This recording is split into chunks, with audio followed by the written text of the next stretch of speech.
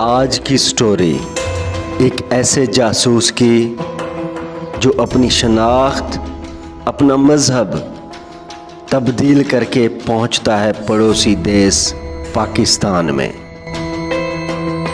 Quaid Azam university سے law کی degree حاصل کرنے کے بعد پاکستان آرمی میں بھرتی ہوتے ہیں بطور سپاہی۔ سپاہی سے میجر رینک تک پہنچتے ہی اسے دبوچ لیتی ہے پاکستان کی خفیہ ایجنسی ISI۔ جی ہاں دوستو، میں بات کر رہا ہوں را کے ایجنٹ رویندرا کوشک کی۔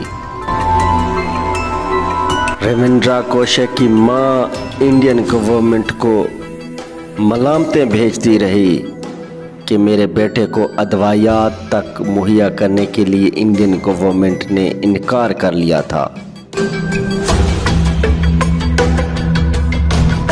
The government of India never sent medicine on time when Kaushik was dying. Though a spy sitting in the right place saved the life of at least 20,000 soldiers of his nation. Despite spending 26 years away from his homeland, Ravindra never received an official acknowledgement for his sacrifices. What we want from the government is recognition of the contribution by agents as they are the real foundation of the security system, said the brother of Ravindra Kaushik.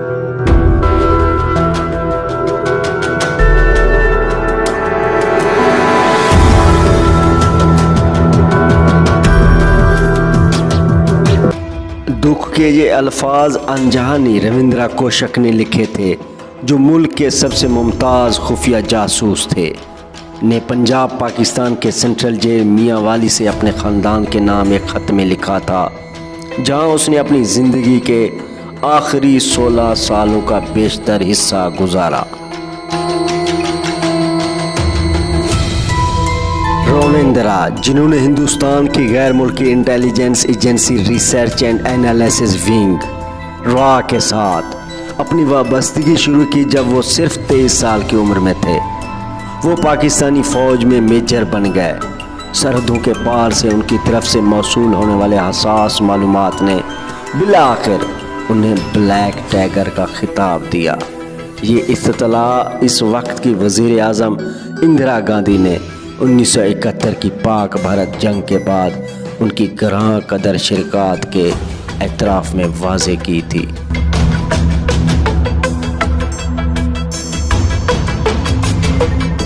11 April 1952 کو سری گنگا نگر میں پیدا ہوئے، جو کہ بھارت پاکستان سرحد کے قریب واقع راجستھانی قصبے ہیں۔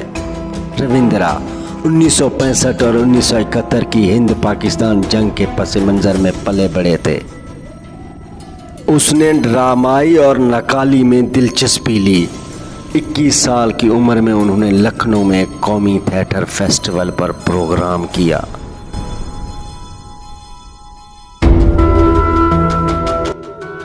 یہ غالباً کالج میں ان کا مونو ایکٹ تھا، جس میں اس نے ایک ہندوستانی فوجی افسر کا کردار ادا کیا جس نے چین کو معلومات دینے سے انکار کر دیا تھا، جس نے انٹیلیجنس افسران کی توجہ حاصل کر لی تھی۔ اسی فیسٹیول میں ایک را کا آفیسر بیٹھ کر رویندرا کی ایکٹنگ دیکھ رہا تھا۔ جیسے ہی پروگرام ختم ہوا تو اس آفیسر نے رویندرا کو علیحدہ مل کر اسے را میں شمولیت کے لیے دعوت دی۔ 1973 میں BCom کی ڈگری مکمل کرنے کے بعد رویندرا نے اپنے والد کو بتایا کہ وہ نئی نوکری شروع کرنے کے لیے دہلی جا رہے ہیں۔ در حقیقت وہ را کے ساتھ اپنی 2 سالہ تربیتی مدت شروع کرنے والا تھا،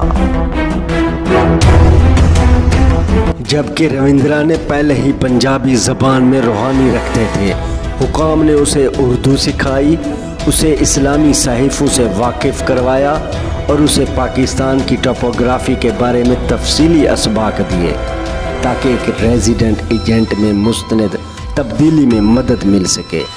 مبینہ طور پر اس کا ختنہ بھی ہوا، جو کہ ایک مذہبی برادری میں مردوں کے لیے عام طور پر تجویز کردہ عمل ہے۔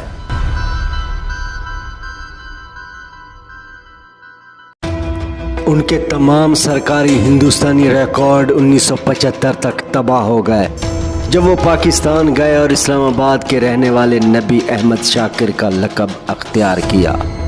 کراچی یونیورسٹی سے LLB کی ڈگری مکمل کرنے کے بعد وہ پاکستانی فوج میں اس کے ملٹری اکاؤنٹنٹس ڈپارٹمنٹ میں کمیشن آفیسر کے طور پر شامل ہوئے۔ بعد میں انہیں میجر کے عہدے پر ترقی دے دی گئی۔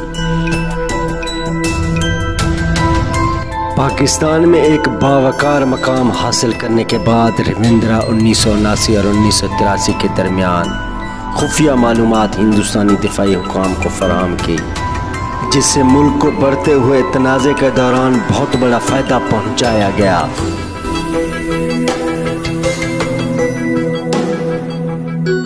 اس نے ایک مقامی خاتون سے بھی شادی کی جس کا نام امانت تھا، جو آرمی یونٹ میں درزی کی بیٹی تھی، جس کے بارے میں کہا جاتا ہے کہ وہ اپنی اصل شناخت نہیں جانتی تھی، جبکہ کچھ اشاعتوں کا کہنا ہے کہ ان کا ایک بیٹا تھا۔ دوسری رپورٹوں کے مطابق رویندر نے ایک بیٹی کو جنم دیا۔ آخر کار ستمبر 1983 میں رویندرا کی 8 سال کی خفیہ شناخت ٹوٹ گئی۔ را کی طرف سے رویندرا سے رابطے کے لیے بھیجے گئے ایک اور خفیہ ایجنٹ عنایت مسیح نے پاکستان فورسز کی جانب سے پوچھ گچھ کے دوران اپنے کام کی اصل نوعیت کا انکشاف کیا۔ پاکستانی انٹیلیجنس حکام کی ہدایت پر مسیح نے رویندرا سے ملاقات کرنے کو کہا، جو اس وقت 29 سال کے تھے، ایک پارک میں، جہاں اسے جاسوسی کے الزام میں گرفتار کیا۔ اگلے 2 سال تک اسے سیالکوٹ کے ایک تفتیشی مرکز میں معلومات کے لیے رکھا گیا۔ 1985 میں پاکستانی سپریم کورٹ نے رویندرا کو موت کی سزا سنائی، لیکن بعد میں اس کی سزا کو عمر قید میں تبدیل کر دیا گیا۔ انہیں سیالکوٹ، کوٹ لکھپت اور میاں والی سمیت متعدد جیلوں میں رکھا گیا۔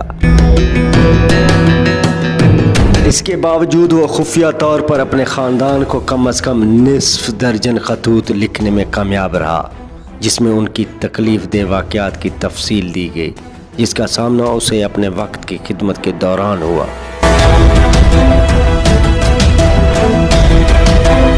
آخر کار نومبر 2001 میں تبدک اور دل کی بیماریوں سے مرنے سے صرف 3 دن پہلے رویندر کوشک لکھتے ہیں، اگر میں ایک امریکی ہوتا تو 3 دن میں اس جیل سے باہر آ جاتا۔